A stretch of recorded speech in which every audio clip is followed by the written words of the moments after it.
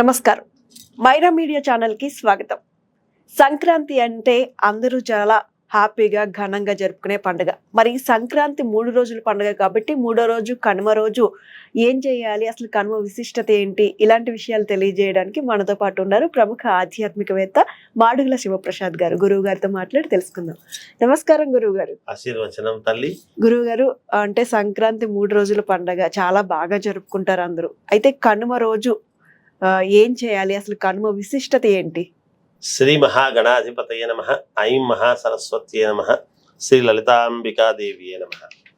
అమ్మ, కనుమ పండుగ యొక్క విశిష్టత ఏమిటి అన్నప్పుడు, ఈ భోగి పండుగ, సంక్రాంతి పండుగ అనేటువంటివి మనము మామూలుగా మన బంధువులతో, మన కుటుంబ సభ్యులతో చేసుకునేటువంటి పండుగ. కనుమ అనేటువంటి పండుగ వచ్చేటప్పటికి కనుమ అంటే మమ్మల్ని కూడా చూడండి అని రుణానుబంధ రూపేణ పశుపత్ని సుతాలయ అని చెప్పినాడు శాస్త్రం. వాళ్లకు ఆధారభూతమైనటువంటి పశువులు, ఎద్దుల బండి సర్వసాధారణ ప్రతి వాళ్లకు అవసరమైనటువంటి, ప్రతి రైతుకు ఎద్దుల బండి ఖచ్చితంగా ఇంట్లో ఉంటాయి. ఆ ఎద్దులు, వాటికి కూడా సంతోషం అనేది ఉండాలి కదా. మనుషులము మాత్రమే మనము కోడి పందాలు, ఇంకొక ఆట, ఇంకొక చూదము, ఏదో తమాషాగా ఆడుకుంటే కాదు కదా.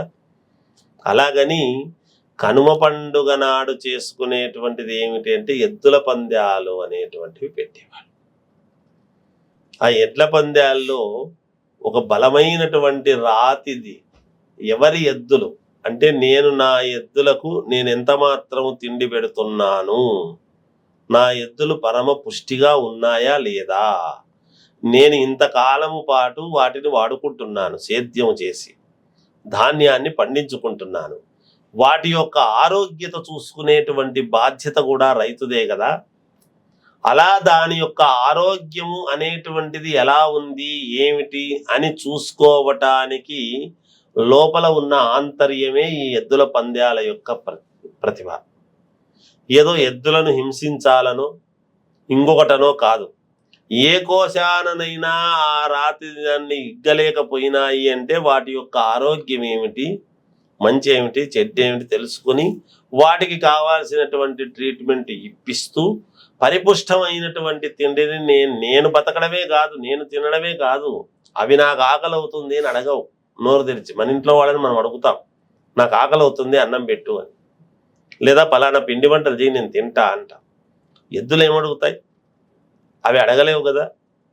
అంటే నేను తిన్నదాంట్లో నేనెంత పరిపుష్టిగా ఉన్నాను అనేటువంటిది మనకు తెలుస్తూ ఉందో, మన ఎద్దులు కూడా మనకు ప్రాధారభూతమైనటువంటి ఎద్దులకు కూడా నేను సరిగ్గా పెడుతున్నానా లేదా అనేటువంటిది చూసుకోవడానికి ఒక సన్నివేశం ఇది. అంతేకాకుండా మిగతా వాళ్ళ ఎద్దులు అవి కూడా ఆనందముగా, ఒకదాన్ని చూసి ఒకటి ఉత్సాహవంతముగా, మనకు ఎలా అయితే ఒకడిని చూసి మన ఇంట్లో మనకి ఇది ఉంటే బాగుంటుంది, వాడింట్లో అది కొన్నాడు, మన ఇంట్లో కూడా టీవీ ఉంటే బాగుంటుంది, వాడు కారు కొన్నాడు మనం కొంటే, ఇలా ఒక ఉత్పన్నమై ముందుకు వెళుతూ ఉన్నాము మానవాళి. ఈ పశువుల్లో కూడా, ఎద్దుల్లో కూడా ఏమిటంటే వాటికంటే ముందు నేను పరిగెత్తాలి, నా యజమానిని గెలిపించాలి అనేటువంటి దృక్పథం వాటిల్లో కూడా ఏర్పడుతుంది. అందువల్లనే ఇలాంటి పందేలు లాంటివి వేసుకొని దాని మీద దానికి సంబంధించినటువంటి ఓనర్ నిలబడి, అలా అంటే ఆ పెద్ద రాతిని ఎంత దూరం ఇగ్గుకపోతూ ఉన్నాయి, ఇవి ఎక్కడి దాకా ఇగ్గుకు వెళ్ళాయి, ఎంత దూరం వెళ్ళాయి, ఎవరి ఎద్దులు పుష్టిగా ఉన్నాయి, ఎవరివి బాగున్నాయి అని చూసుకోవడానికి సంతోషముగా చేసుకునేటువంటి పండుగయే ఈ కనుమ పండుగ, కనుమ పండుగ అని. గురువుగారు, కనుమ పండుగ రోజు అంటే పండితులు, బ్రాహ్మణులు తప్ప మిగతా వాళ్ళు కోళ్ళను కోసి నైవేద్యం పెడుతూ ఉంటారు. ఎందుకు గురువుగారు? అంటే పశుపక్ష్యాదులకు కావాల్సినటువంటి మాంసాహారము మనం తినేటువంటి పిండి వంటలు ఎంత ప్రాధాన్యతో మిగతా వాటికి పెట్టేటువంటి ఇది కూడా అంతే కదా. అందుకనే కనుమ నాడు మిగతా మాంసాహారము అనేటువంటివి చేసుకుని ఎక్కువగా ఆ రోజు ఈ పిండి వంటలన్నీ పక్కకు పెట్టేసి వాటిని ఆ రోజు ఎంజాయ్ చేయడం అనేది జరుగుతుంది. పశుపక్ష్యాదులు ఆ పశువులు అవన్నీ కూడా ఏం తింటాయి, కొంత ఆకులు అలములే కాదు, ఇట్లాంటివి కూడా తినేటువంటివి కొన్ని ఉంటాయి. వాటికి పెట్టడం, వాటిని చెప్పి కొంతమంది మనము వీళ్ళు మామూలుగా తినేటువంటి వాళ్ళు అవి తినటము చేయటము. అన్ని రకాల పండుగ అన్నప్పుడు అన్ని రకాలు ఉంటాయి కదా, అన్ని రకాలు ఉంటేనే కదా పండుగ అవుతుంది. దీనికి రిస్ట్రిక్షన్ అంటే అది పండుగ ఎట్లా అవుతుంది, అది పండుగ కాదు. అందుకని కొన్ని ఎవరి మనస్సు, ఇందాక మనం గాలిపటాలు ఎగరేసినప్పుడు ఎవరి మనస్సుల్లో ఎటువంటి కోరికలు ఉంటాయో తెలియదు. వాళ్ళ కోరికలు సత్ఫలితాన్ని కావాలి అనుకున్నప్పుడు ఎగిరేసేటువంటి విధానం ఎంత స్వేచ్ఛ అయితే ఉంటుందో, అలాగే ఎవరి రుచులు వాళ్ళవి, ఎవరి అభిరుచులు వాళ్ళవి, ఎవరు తినాలనుకున్నది వాళ్ళు సంతోషముగా పండుగ సందర్భముగా అరే అందరం కలిసి తిందాము రండి అనేటువంటి భావనతో తినగలిగినప్పుడే కదా పండుగ, అది ఆ పండుగ వాతావరణము. అలా మనస్సుకు స్వేచ్ఛ అనేటువంటిది పెట్టుకొని ఏదో ఒక బంధన అనేటువంటిది కాకుండా స్వేచ్ఛాయుతముగా తినటం చేయటము అంతా జరగని అనేటువంటి దాంతో 3 రోజులు పరిపూర్ణముగా ఎంజాయ్ చేయడం మానవాళి అనేది జరుగుతూ ఉన్నది, మొదటి నుంచి వచ్చినటువంటి విధానం. అలా చేసుకునేటువంటి దాంట్లో భాగంగా వచ్చిందే ఈ కనుమ పండుగ. కనుక అవన్నీ చేస్తూ ఉంటారు. అది కూడా వీళ్ళు తినేది మామూలుగా అని కాకుండా శక్తి దేవతలకు నివేదన అని పెట్టి తీసుకోవడం అనేది జరుగుతుంది. ఇవన్నీ కొంచెము గ్రామముల్లో అని కాకుండా కొంచెము గ్రామము బయట జరిగేటువంటివి జరుగుతాయి. ఈ కోడి పందాలని అవని ఇవని జనాభా ఎక్కువ ఇక్కడ ఎవరు ఉండరు కాబట్టి కొంచెం దూరముగా ఒక తోటలోనో దేంట్లో జరుగుతూ ఉంటాయి. గ్రామ దేవతలు కూడా మరి ప్రసన్నత కావాలి కదా, ఆ గ్రామము యొక్క ఆనందంతో చూసి గ్రామ దేవతలు ప్రసన్నత కావాలి అన్నప్పుడు గ్రామ దేవతలకు సంబంధించినటువంటి ఆహారం ఇటువంటిదేగా పెట్టాలిగా, పెట్టి వాళ్ళు తీసుకోవటం అనేది జరుగుతూ ఉంటుంది, తినటం. అందువలన వాటిల్లో భాగంగా వచ్చినటువంటివే ఈ తిండి విశేషాలు అన్నీ కూడా. గురుగారు, కనుమ అలాగే నెక్స్ట్ డే వచ్చేది ముక్కనుమ అంటారు. కొన్ని ప్రాంతాల్లో అక్కడ కూడా ముక్కనుమ రోజు కూడా చేసుకుంటుంటారు. దేనికి కనుమకి ముక్కనుమకి ఏంటి గురువు గారు? ముక్కనుమకు పెద్దగా ఏమీ లేదు, కానీ ఆందోళన ఈ సమయంలో కొంచెం ఎవరైనా మిస్ అయిన వాళ్ళు వీళ్ళు ఉంటే ఇంకొక రోజు ఎక్కువగా ఆనందంగా చేసుకుందాంలే అంటే అదొక తోక. ముక్కనుమ అనేది నిజానికి కనుమ వరకే 3 రోజులే. ఇక వెళ్ళిన తర్వాత ఏదైనా కొంచెం అటు ఇటు ఉంది అంటే సరే ఆ రోజు కూడా ఆనందంగానే ఒక 4 రోజులు లే అని చూద్దాంలే అని పట్టుకుని ఒక 4-5 రోజుల పాటు సంతోషముగా ఉండటానికి కావాల్సినటువంటి విధానమే. ఏదైనా 5 రోజులైతే ఖచ్చితంగా ఉంటారు పోయిన వాళ్ళు ఊర్లో, రావటం అనేటువంటిది వెంటనే కుదరదు. పైగా ఇంకొకటి ఏమిటంటే కనుమ రోజు ఇవన్నీ తిని ప్రయాణము చెయ్యటం అనేటువంటిది కరెక్ట్ కాదు. అన్నీ తిన్న తర్వాత ఇంత అయిన తర్వాత ముక్తాయాసంతో పడుకుంటాడు, వాడికి ప్రయాణం ఏం చేస్తాడు, మళ్ళీ ఉదయాన్నే అబ్బా పొద్దున్నే పోవాలని అనేటువంటి ధోరణితో ఉంటాడు. దాంట్లో కాకుండా సంక్రాంతి భోగి కంటే ముందు ఒకరోజు ముక్కనుమ నాడు చూసుకొని కనుమ అయిపోయింది ముక్కనుమ అని చూసుకొని ముక్కనుమ రాత్రి ఎప్పుడు బయలుదేరి 5 రోజులు అయితే ఖచ్చితంగా ఉంటారు. ఇది మనం 3 రోజుల పండగగా చెప్పుకోవడంలో, కానీ 5 రోజులుగా వాళ్ళు భావించి చేసుకునేటువంటి వాళ్ళు ఊరికి వెళ్ళిన తర్వాత 5 రోజులు ఉండి పాంచరాత్రము అనేటువంటిది చూసుకొని జాగ్రత్తగా ఆనందంగా సంతోషంగా గడిపి మళ్ళా ఎవరి విధుల కృతంగా వాళ్ళు రావటము చేయటము, ఎవరెవరి ఉద్యోగాలు వాళ్ళు, ఎవరెవరి వ్యాపారాలు వాళ్ళు యథావిధిగా చూసుకోవడం అనేది జరుగుతుంది గాక. గురుగారు, ఇంకొక డౌట్, అంటే మనం సంక్రాంతికి ముందే నెల రోజుల నుంచి నెల పెట్టడం అని ముగ్గులు సెపరేట్ గా ఉంటాయి. చందమామ వేసి ముగ్గులు పెట్టడం, ఇలా రథం ముగ్గులు వేయడం. ఈ లాస్ట్ రోజు రథం ముగ్గు వేసి దాన్ని తాడుతో బయటికి వేసినట్టు వేస్తారు కదా గురుగారు, ఇది ఎందుకు ఇలా వేస్తారు?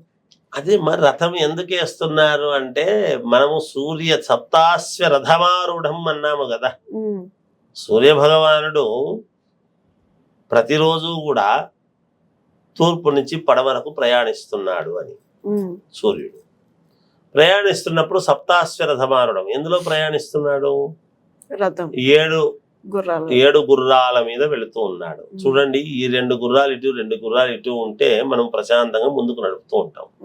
లేదా ఒక ఎద్దు ఇటు ఒక ఎద్దు ఇటు ఉన్నప్పుడు ఆ ఎద్దుల బండి నడుపుకునేటువంటి వాడు ఏమిటంటే ఈ ఎద్దుది కొంచెం ఇలా టైట్ గా పట్టుకుని ఎద్దును లూజ్ గా వదిలిపెడితే ఓహో సైడ్ తిరగాలి అని తిరుగుతుంది రైట్ కు. మనం కదా చక్రం అయితే మనం ఎట్లా తిప్పితే అట్లా తిరుగుతుంది. మరి ఎద్దులు జీవాలు కదా, గుర్రం కానీ ఎద్దులు కానీ ఇవి టైట్ గా పట్టుకొని కళ్యాలు ఇలా అంటే ఇలా పక్కకు రైట్ తిరుగుతుంది, లేదా ఇది పట్టుకొని ఇదంటే ఇలా తిరుగుతుంది. రెండు లూజుగా వదిలితే స్ట్రైట్ గా పోతుంటుంది. వెనక్కి రావాలి అన్నప్పుడు రెండు టైట్ గా పట్టుకొని వెనక్కి లాగితే ఓహో వెనకడుగు వెయ్యాలి అని అర్థం చేసుకుని ఎద్దుల బండి వెనక్కి నడుస్తుంది. ఇది ఎద్దుల బండి నడిపేటువంటి వాడి యొక్క లాఘవం విధానం ఇలా ఉంటుంది. గుర్రాలైనా అంతే, ఏ జీవైనా అంతే. అక్కడ సూర్య భగవానుడు 7 గుర్రాలు, ఇటు 4 ఇటు 3, దాంట్లో ఏ ఒక్కటి మాట వినే పరిస్థితి లేదు. ఎందుకు? కారణం ఏమిటి అంటే అవి కళ్యాలు కాదు, అన్ని పాములు. ఆ గుర్రాలకు కట్టినటువంటివి పాములు కట్టారు. అవి గట్టిగా పట్టుకుంటే బుస్సుమని మన మీదకి వస్తాయి, చిన్నగా పట్టుకుంటే గుర్రాలకు పెద్దగా ఆనడం లేదు, పాములు మెత్తగా ఉంటాయి. నడుపుతూ ఉన్నాడు. ఇది ఉండేటువంటి విధానం. పోని నడిపేటువంటి వాడు చాలా చతురుడు, చాలా గొప్పవాడు అంటే వాడు అరూరుడు అన్నాడు. తొడలు లేనటువంటి వాడు, కూర్చోవడానికే ఇది లేదు, అటువంటి వాడు నడుపుతూ ఉన్నాడు. పోని బ్రహ్మాండమైనటువంటి మార్గము, అద్భుతంగా రోడ్డు ఉంది అంటే రోడ్డు లేదు, ఆకాశం, గగన మార్గము, నిరాధారము. 2 చక్రాలు ఉన్నాయా అంటే కాదు, ఒకే చక్రము. ఇది సూర్య భగవానుడి యొక్క రథము వ్యవహారము. ఈ రథము ఏమిటి, ఎందుకు వేస్తున్నాము బయటికి అంటే సూర్య భగవానుడు ఇప్పుడు ఉత్తరముఖముగా తన రథాన్ని తిప్పుతూ ఉన్నాడు కాబట్టి ఈ రథము ముగ్గు అనేటువంటిది మనం వేయడం జరుగుతుంది. ప్రతి చోట రథం ముగ్గు వేస్తారు. ఎందుకు అంటే సూర్య భగవానుడు రథసారథ్యమే కదా, ఆయన రథం ఉత్తరం వైపు నుంచి ప్రయాణము సాగిస్తూ ఉన్నాడు.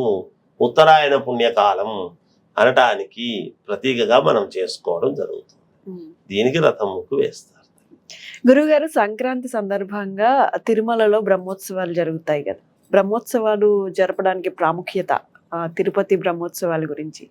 ఎక్కడైనా బ్రహ్మోత్సవాలు ఎప్పుడూ కూడా ఈ రోజు కొత్తగా కాదు కదా. ఉత్తరాయణ పుణ్యకాలం సంక్రమణం ఎప్పుడైతే జరిగిందో, రవి సంక్రమణము జరుగుతూ ఉన్నదో, సంక్రమణము అంటే ఏమిటి అంటే ప్రవేశించడం. ఆ ప్రవేశించినప్పుడు ఏమిటి, ఇందులో నుంచి అందులోకి ప్రవేశం. మనం గృహప్రవేశము చేస్తున్నాము. గృహప్రవేశం చేస్తున్నాము అంటే మనము దానికి కావాల్సినటువంటివి చెయ్యమా? చేస్తాము కదా. ఇంట్లో జపాలు తపాలు హోమాలు చేసుకుంటాము కదా.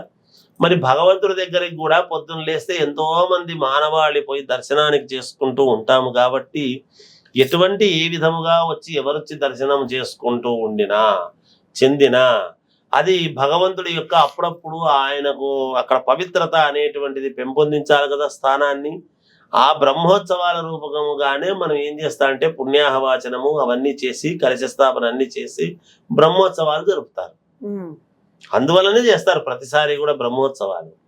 ఇప్పుడు మనము సంక్రమణం అనేది జరుగుతున్నప్పుడు ఇక్కడ అదొకటే కాదు, సందర్భాన్ని బట్టి. అలాగే ఉగాది పండుగ మళ్ళీ ప్రారంభం కాబట్టి బ్రహ్మోత్సవాలు.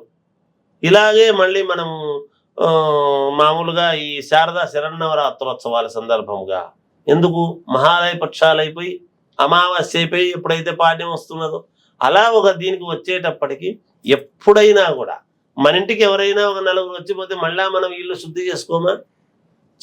మనం అంటే వచ్చిపోయినారని శుద్ధి చేసుకోం, ఏదైనా అప్పుడప్పుడు మనం శుద్ధి చేసుకుంటాం కదా. ఇల్లు కూడా పండగ అన్నప్పుడు పుణ్యావచనం చేసుకుంటాం. ఏ శుభకార్యం చేస్తున్నా ఇంట్లో ముందు పుణ్యావచనం చేసుకుంటాం. మన ఇంటి దేవతలను పిలుచుకుంటాం, కులదేవత మండప దేవతను చేసుకుంటాం. ఇవన్నీ ఎందుకు చేసుకుంటున్నట్టు? ఓ వివాహం చేస్తున్నామంటే ముందు సున్నాలు కొట్టించుకొని కలర్లు కొట్టించుకొని ఇంట్లో చేసుకుంటాం. ఎందుకు చేస్తున్నాం? మన ఇల్లే కదా. పాతిళ్ళు ఎందుకు అంటే కాదు, శుద్ధి చేసుకోవటం అప్పుడప్పుడు. అందుకని ఎంతో లక్షల మంది కోట్ల మంది దర్శనానికి వెళ్ళేటువంటి స్వామి దగ్గర బ్రహ్మోత్సవాలు అని పెట్టి కలశ స్థాపన చేసి సంప్రోక్షణ చేసి చేసేటువంటి విధానం ఎప్పటికప్పుడు పవిత్రతను స్వామి దగ్గర పెంపొందిస్తుంది. అలా పవిత్రత ఉంటేనే కదా జనాలకు అందరికీ మంచి జరుగుతుంది. మనల్ని మనమే అపవిత్రం చేసుకుంటే ఎలా? అందుకని చేస్తూ ఉంటారమ్మ బ్రహ్మోత్సవాలు. ఓకే గురుగారు, చాలా చక్కగా అందరికీ అర్థమయ్యే విధంగా తెలియజేశారు. ధన్యవాదాలు గురుగారు. జయోస్తు.